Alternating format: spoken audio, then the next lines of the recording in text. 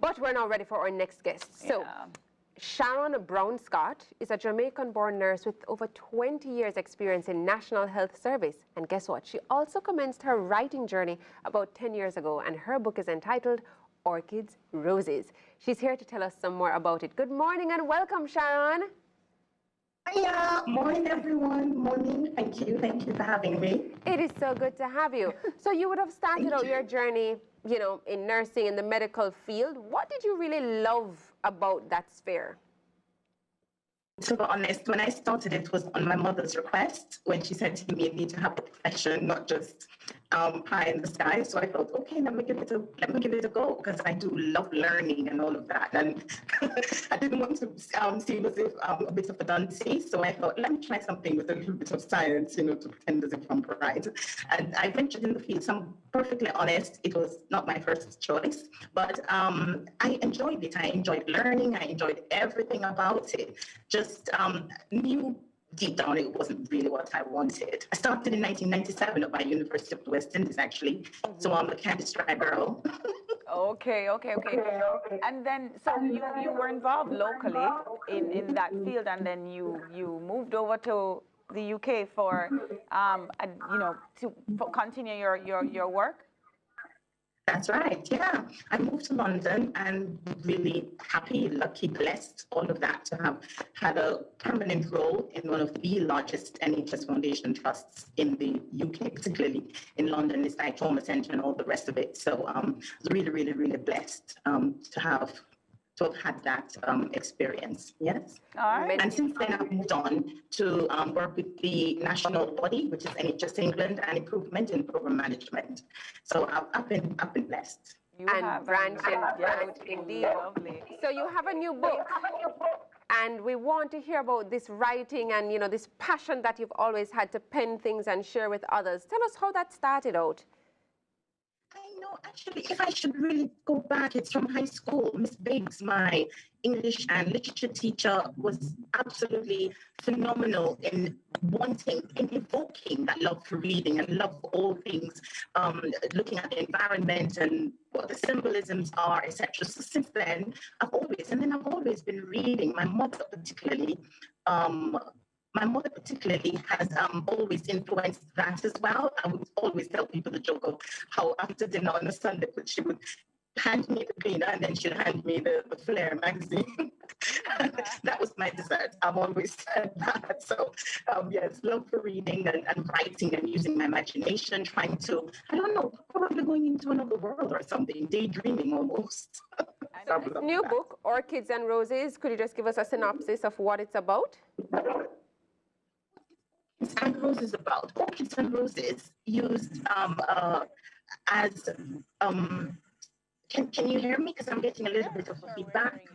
I think, yeah, there's a little bit of feedback. So just take your time, and you can tell us what the book is about. Okay, right. Okay, and you can turn off the live stream while you're at it. Oh, yes, that might be what's affecting us. Yes. But go ahead, tell us what the book is about.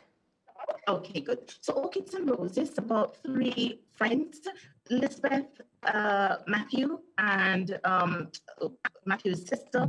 They all three of them have been really close. However, Elizabeth herself has had a number of challenges because she's the primary person, the protagonist, and having been sheltered all her life and now thrown into having to take that decision of looking after her mom, who's come down with dementia. She's now has this conflict, having landed her dream job, now trying to decipher, do I care for my mom on a full-time basis, as primarily ethnic minority people do, as opposed to putting her in a care home and leaving her there, or do I go and care for her, as most people tend to do, particularly from ethnic minority background. So she had that internal and external conflict, but at the same time, Matthew, her super best friend, he himself has had his personal conflicts going on, but at the same time, his eyes are on her, but not knowing what to do because he's had challenges from a child, and as male in again, an ethnic minority community, he wasn't able to verbalize that or to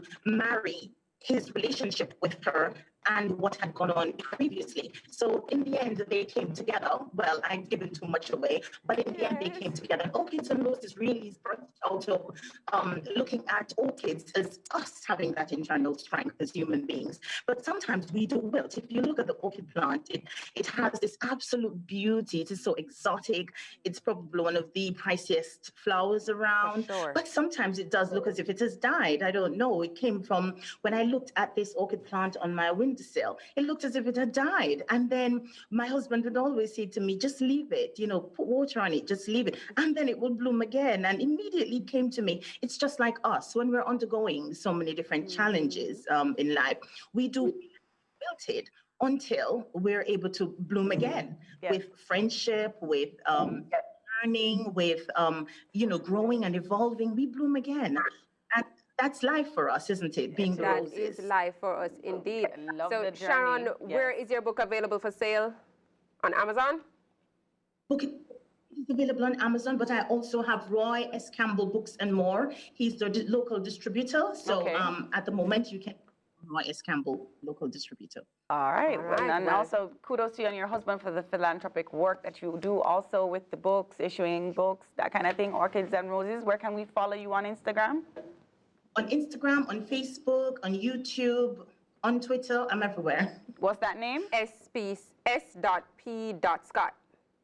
Well, SharonPScott.com for my my website, and Sharon Scott is on Facebook, and the same for YouTube as well.